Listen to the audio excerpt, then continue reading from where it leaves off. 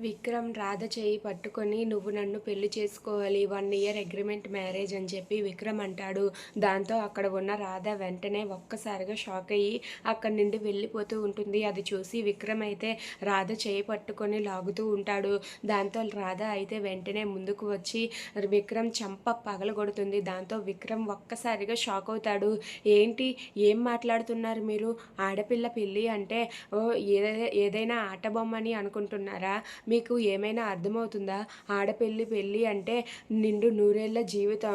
అలాంటిది మీరు అగ్రిమెంట్‌తో పూర్తి చేస్తారా? అలాంటి దానికి నన్ను ఒప్పుకోమంటారా? మీకు ఇంకొకసారి వార్నింగ్ ఇవ్వను. ఇదే లాస్ట్ అండ్ ఫైనల్ వార్నింగ్ అంటూ రాధ అక్కడ ఉన్న విక్రమ్‌కి వార్నింగ్ ఇస్తుంది. దాంతో అక్కడ ఉన్న విక్రమ్ ఒక్కసారిగా షాక్ అయ్యి అలా ఉండిపోతాడు.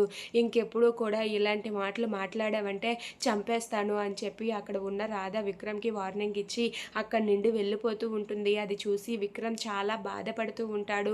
దాంతో అక్కడ ఉన్న ఆ రాధ అయితే చాలా సీరియస్‌గా తన స్కూటీ మీద అయితే అక్కడి నుండి వెళ్ళిపోతుంది. అది చూసి విక్రమ్ ఏమీ చేయలేక మౌనంగా ఉండిపోతాడు.